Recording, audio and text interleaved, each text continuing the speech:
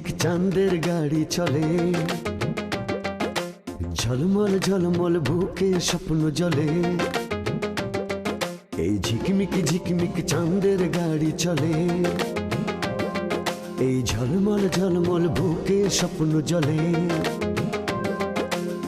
গিরি পাহাড় পথের বাঁকে স্টিয়ারিং হাতটি রেখে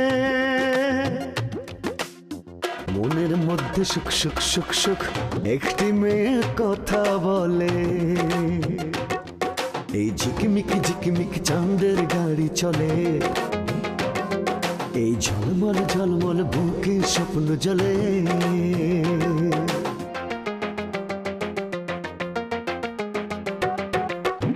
দুঃখ সুখের ভাবের বাজার, নানান রঙের খেলা, স্বার্থের কাছে হার মেনে কেউ হয়ে যায় একলা।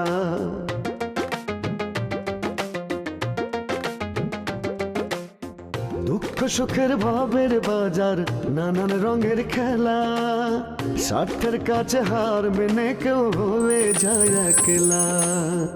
এত আশা ভালোবাসা ভাসে চোখের জলে, মনের মধ্যে সুখ সুখ সুখ সুখ একটি মেয়ে কথা বলে। এই ঝিকমিক ঝিকমিক চাঁদের গাড়ি চলে, এই ঝলমল ঝলমল বুকে স্বপ্ন জলে। তোমার মনে যদি কোনো প্রশ্ন থাকে আস্তে আস্তে জানা নিও। আস্তে আস্তে জানার আমার কোনো দরকার নাই। আমি একটা কথা বলতে চাই, আপনি যদি এই বাড়িতে থাকেন তাহলে আমি এই বাড়িতে থাকবো না। এত বড় জায়গা, সমুদ্র, সাইড দিকে খালি নোনা পানি, যেখানে গিয়ে উঠলাম সেটা ছোট্ট জায়গা, ছোট্ট একটা দ্বীপ। না মানে আমি হয়েছে কি, ওই যে উস্তাদ আছে না, দিলবার উস্তাদ, তার সার্কিট আমার বাবা বলতেছেন কেন? আমি দিলবাহারের ছোট মা। কিন্তু বয়স বেশি হলেই যে বিয়ে করা যাবে না এই কথা তোমার কে বললো? আর তোমার আব্বা তো মনে হয় তোমারই বিয়ে দিতে চাইছিল, তুমি বিয়ে করো নাই বলেই রাগ করে সে নিজে বিয়ে করে নিয়েছে। 18 বছর বয়স থেকে আমার মাথার চুলে পাক ধরছে, মিছা কথা কম না। আমার দেখে মনে হয় 70, আসলে তা না। এইসব কথা কাউরে কইলে কেউ বিশ্বাস করবো না।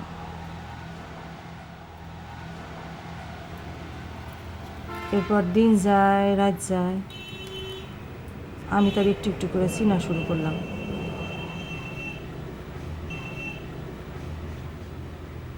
এরপর এক রাত্রে সে একটা মেয়ে ছেলেরে নিয়ে ঘরে ঢুকতে চাইল।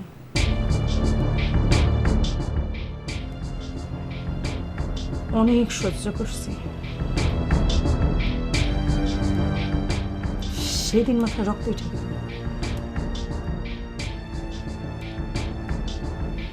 দিলাম দাও দিয়ে একটা কোপ।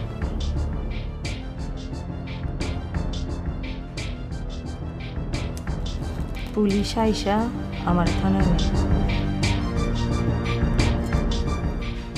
14 বছর 14 বছর পর যখন জেল থেকে বাইর হয়ে আসলাম, ভাবলাম আশেপাশের মানুষের মায়া পামো, একটু সহানুভূতি পামো।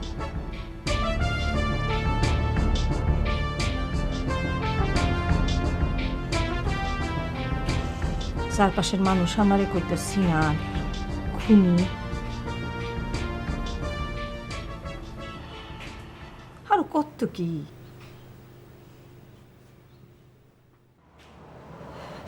একটা সময় মনে হইল এই দুনিয়া চাইতে আমার জেলটা অনেক ভালো ছিল।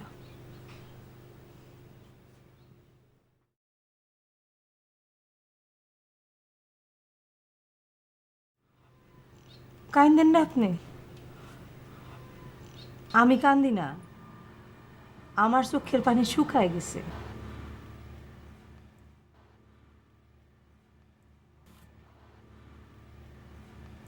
আপনারে কষ্ট দেওয়ার জন্য আমি এই কথাগুলি কই নাই। খাবার টাবার খাওয়ানোর সময় আমি তোমার একটা লোকমা দিয়ে দেবো, তুমি আমার একটা লোকমা দিয়ে দিবা। এতে স্বামী স্ত্রীর মধ্যে ভালোবাসাটা বাড়ে, বুঝছো?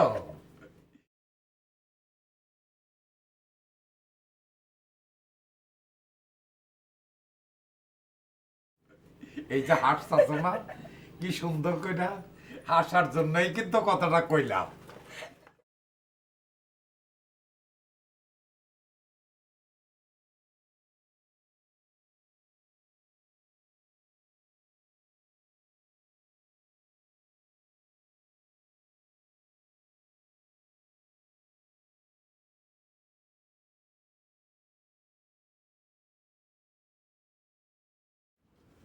খাওয়া পারো।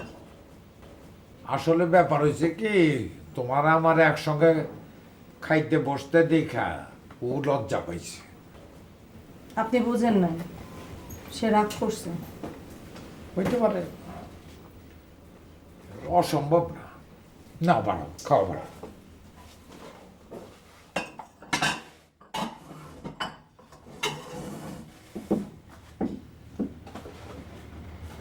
তুমি এখানে এসে বসো না, এখানে বসো, তার লোকমান দিতে সুবিধা হইব।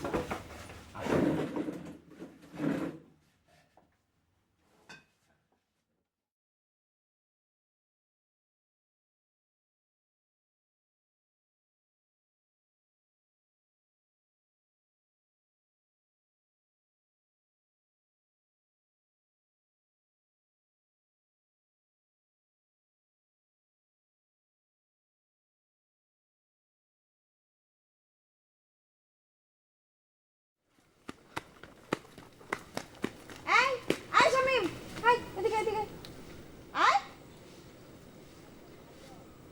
আসবি তাড়াতাড়ি আয়। খুব তো দৌড়ায় চলে যাচ্ছিলি, কি হয়েছে? আপনি কিছু শুনেন নাই? না, কি শুনবো? আরে ওই চাচা এমন একটা কাজ করছে, মানে বলতে আমার নিজেরই লজ্জা লাগতেছে, তা আপনার আর কি বলবো। চাচা মানে কোন চাচা? তোর ওস্তাদের বাপ? কি করেছে কি সে? সত্যি আপনি কিছু শুনেন নাই? না। তাইলে তো ভালোই হইলো, তাইলে আর শুনে লাভ কি? ওই 3 দিনের চাঁদ আকাশ উঠলে সবাই দরজার সামনে কারালে দেখতে পারবো। এত ঢং করার কোনো দরকার নাই। কি হয়েছে আমারে খুলে বল, কি হয়েছে, করেছে কি সে? আপনি কি সত্যি কিছু শুনেন নাই? না, জানি না। চাচা একটা বিয়ে করছে। হ্যাঁ, চাচা বিয়ে করেছে? বলিস কি? কখন? কখন করছে তাও তো জানি না, অনেকদিন আগে করছে কিনা তাও জানি না, কিন্তু আমি আজকে বাড়ি যাই বউ দেখে আসলাম। আমি তো মনে করছিলাম, আচ্ছা যাক, আমার মনে করা দিয়া আপনার কোনো দরকার নাই। তা না হয় ঠিক বলেছিস। তো তোর ওস্তাদের অবস্থাটা কি? ওস্তাদেরই তো খুঁজতেছি, আপনার কাছে আসছিল নাকি? না, আমার কাছে আসবে কিসের জন্য? না, সুখে দুঃখে আসে তো দেখি। হ্যাঁ, এখন আর আমার কাছে এসে সুখ দুঃখের কথা বলার দরকার আছে? এখন তো নতুন মাই আছে, তার কাছে গিয়ে খোঁজ কর না। আপা, ভাই নিশ্চয়ই কষ্টের মধ্যে আছে, আপনি আর নতুন করে তার আর কোনো কষ্ট দিয়েন না, পারলে তার একটু সান্ত্বনা দিয়েন। মা মরা ছেলে তো, আমি এখন যাই।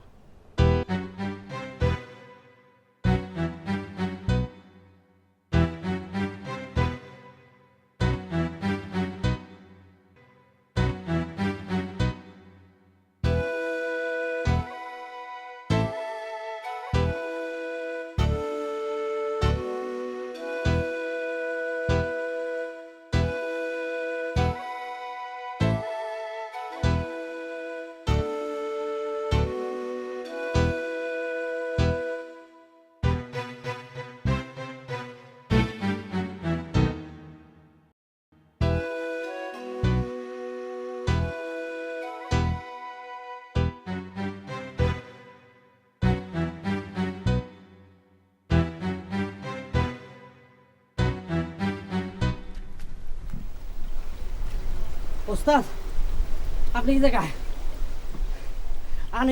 আমি আপনার খুঁজতে খুঁজতে হয়রান হয়ে গেছি, আর আপনি এই জায়গায় বয়ে রয়েছেন কেন? আমারও তোর কি দরকার? এটা কোনো কথা কইলেন ওস্তাদ? আপনার দিয়ে কি দরকার? আপনি হলেন কি আমার ওস্তাদ? আপনি ছাড়া আমার কোনো যাওয়ার জায়গা আছে? চিন্তা করে দেখ, আমার কথা একবারও ভাবলো না। আরে এতই যদি বিয়ে করার ইচ্ছা, তাহলে আমার মা তো আর আজকে মরেনি, তখন বিয়ে করলো না কি জন্যে? ওস্তাদ এইভাবে কথাটা কইেন না, মনে খুব কষ্ট পাই। খালু যে বুড়া বয়সে এটা কি করলো? ওস্তাদ আমার মনে হয় কি এগুলা নিয়ে মন খারাপ করেন না, এগুলারে স্বাভাবিকভাবে নেওয়া উচিত। স্বাভাবিকভাবে দেখবো কি করে? বিষয়টা কি স্বাভাবিক আছে? আরে যেখানে সে আমারে বিয়ে দেওয়ার জন্য উঠে পড়ে লাগেছে, সে বিয়ে করে নিয়ে আসে কি করে? আমার মনে হয় কি উস্তাদ আপনার একবার খালুজির মুখোমুখি দাঁড়ানো উচিত। মুখোমুখি দাঁড়ায় লাভ কি? সে তো বিয়ে করেই নিয়ে আসেছে। আমিও ঠিক করেছি, ওনার সঙ্গে ওই বাড়িতে আমি আর একসঙ্গে থাকবো না। এইটা আপনি কি করলেন উস্তাদ? এটা মনে তো খালুজি মনে অনেক কষ্ট পাইবে। পাক কষ্ট পাক, আমি যে কষ্ট পাচ্ছি, আমার কষ্ট কিটা দেখে। চল কোথায়? বাড়িতে সব জিনিসপত্র নিয়ে আসবো, তুই জেনে থাইস আজকে তো আমি সেখানে থাকবো। কিরে, রাখবি না আমার তোর সাথে? এটা কোনো কথা কইলেন উস্তাদ? আরে আমি তো আপনাদের মাথার উপরে করে রাখুন, তারপরও খালুদের মনে কষ্ট দিয়েন না। তোর খালুজান কষ্ট পাওয়ার মতো মানুষ না।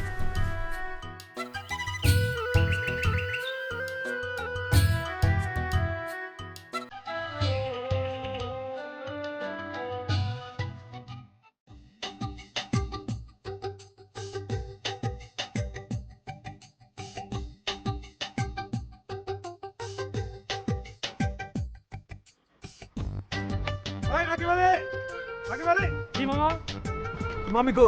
মামি নিচে আছে। ঠিক আছে মামা, ডাক দিচ্ছি।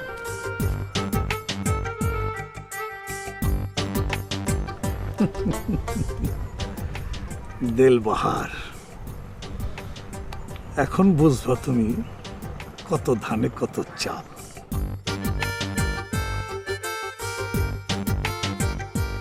আরে শোনো শোনো, আসো তুমি। আরে শোনো, আজকে তো একটা সাংঘাতিক ঘটনা আমি ঘটাই দিছি, বুঝছো নাকি? কি ঘটাইছো? আরে ফজলু চাচারে বিয়া করাই দিস। ফজলু চাচারে বিয়ে দিলা মানে? আরে দিলবাহার আছে না, ওর বাপ। লোকটা কি বিয়ে করতে চাইছিল? মনের মধ্যে তো একটা বাসনা ছিলই, তা না হইলে আমি প্রস্তাব দেওয়ার সাথে সাথে রাজি হয়ে গেল কেন? একেবারে সাথে সাথে মেয়ে পাইলা কোথায়? নাকি আগে থেকে পরিকল্পনা ছিল তোমার? আরে না না, ওই যে কথায় আছে না, ওর সেরি তোর বিয়া, ঘটনাটা ওই রকম আর কি, বুঝছো? আর ওই যে আমাকে টলারে যায়, ওই কসারপুর একটা ছেলে আছে না, ওটা বইন আছে, খুব গরিব মানুষ। মানে ওর বইনটার একটা ঘটনা আছে, বুঝছো? 14 বছর জেল খাইটা সে বাইরে আসছে। এখন ওর বউয়ের সাথে আর ওর বোনের সাথে সারা দিন ঝগড়া ব্যাটলাই থাকে। কসর আমার অনুরোধ করছিল, ভাইজান আমার বোনটারে যদি বিয়া দেয়া দিতেন তাহলে খুব উপকার হইত। মৌকা পাইয়া গেলাম, দিলাম কামে লাগাইয়া। এই বিয়ে নিয়ে ওদের বাপ ছেলের মধ্যে ঝামেলা হবে না? আরে সেই জন্যই তো আমি বিয়েটা করাই দিছি। দিলবাহার, আমারে তুমি চিনো না, হ্যাঁ? আমার বাড়ির সামনে তুমি তোমার চান্দের গাড়ি থামাইয়া আমার বাড়ির দিকে তাকায়া থাকো, আমার বোনের সাথে তুমি ফিল্ডিং মারো। শোনো, এই যে সেদিন আমাদের মায়া শুটিং দেখতে গেছিল, কার সাথে গেছিল জানো? ওই দিলবাহারের সাথে গেছিল। হারামজাদা বহুত চালু মাল, ধরতে পারলাম না একবারও, স্বীকার করে না। এখনো বুঝবে মাসে কয়দিন যায়। দিলাম ওর বাপের ঘর একখান মাইয়া চড়াইয়া, এমন মাইয়াই দিছি চড়াইয়া, নিজে সংসারেই এখন আগুন লেগে যাবে না। আমার বোনের সাথে আর কখন ফিল্ডিং মারবে? হ্যাঁ, ঘুঘু দেখছো তুমি দিলবাহার, কিন্তু ফান দেখো নাই। এইবার তুমি ফান দেখবা।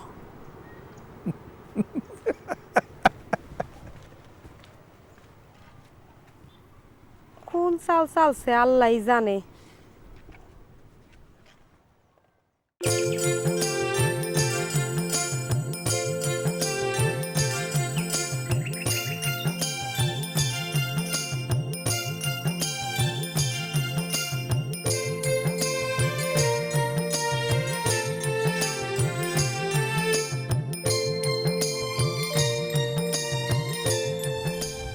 কি চাও তুমি? তুমি সব কিছু না জানে আমার এইভাবে সাজা দিতে পারো না। কি জানার আছে? আমার আর কি জানার দরকার আছে? গত রাত্রেতে কুন্তি তোমার স্বামী ভাবতে শুরু করছে। পায়ে মাথা রেখে প্রণাম করে। তা সিঁদুর টুক পরায় 7 পাকে ঘুরে নিলেই তো হয়। পথ ছাড়ো। তুমি আগে আমার কথা শোনো। যা শোনানোর কুন্তিরে গিয়ে শোনাও। তোমার না সকালবেলা বলছিলাম ভগবান যেন কোনোদিনও তোমার সামনে আমার আর না আনে। এটা তোমার মনের কথা না, আমি ভালো করি। এটা আমার মনেরই কথা।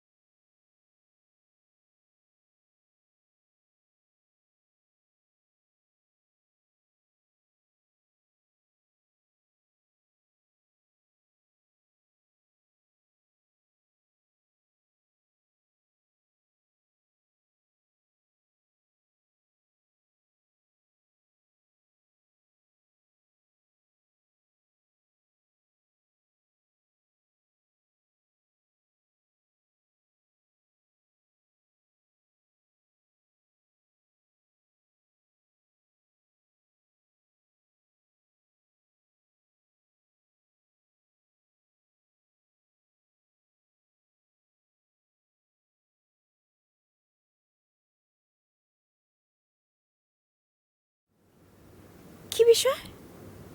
মন ভার মনে হচ্ছে? আমাকে দেখেও না দেখার ভান করতেছে নাকি?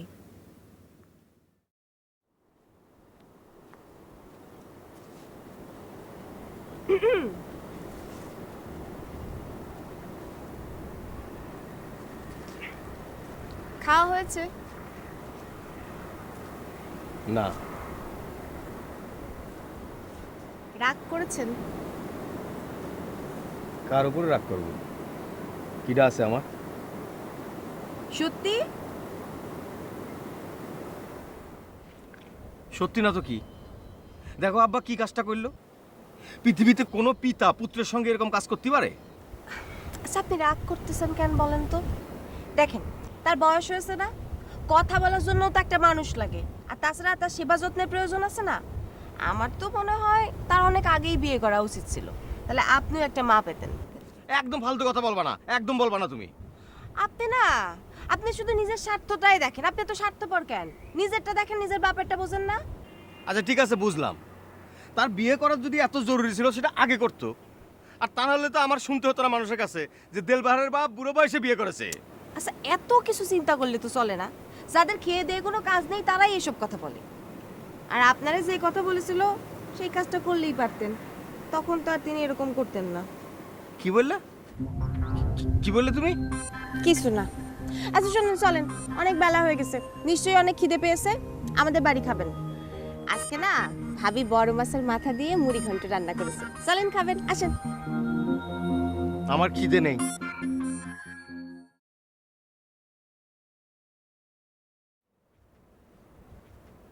কই যান? আরে শুনেন না, আমাদের বাড়ি চলেন না। দেলবার ভাই, আরে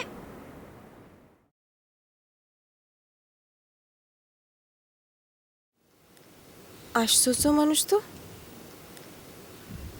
দেলবাহার। আমি ঠিক বুঝি না তোমার আমার ভালোবাসা উচিত কি উচিত না। মানুষ হিসেবে যদি বিচার করি, তোমার সে আর কোনো মানুষ আমারে বেশি ভালোবাসে কিনা আমি জানি না, কিন্তু তুমি তো কোনোদিন স্কুলেই হয়তো যাওনি। আর আমি এসএসসিতে A+ পাইছি, ইন্টারমিডিয়েটেও নিশ্চয়ই ভালো রেজাল্ট করব। যখন আমি ক্লাস 5-এ পড়তাম আমি বৃত্তি পাইছিলাম, আর আমার আব্বা তখন বলেছিল আমি একদিন অনেক বড় মানুষ হব। আমিও সেই স্বপ্নই দেখি। জানি না এর পরিণতি কি।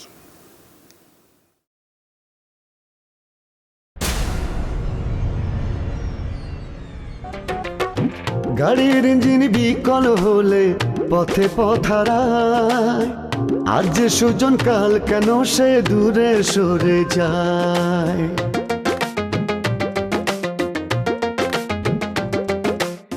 গাড়ির ইঞ্জিন বিকল হলে পথে পথারায়, আজ যে সুজন কাল কেন সে দূরে সরে যায়। হায় রে জীবন ভাঙ্গা ঘোড়ার কোন নিয়মে চলে,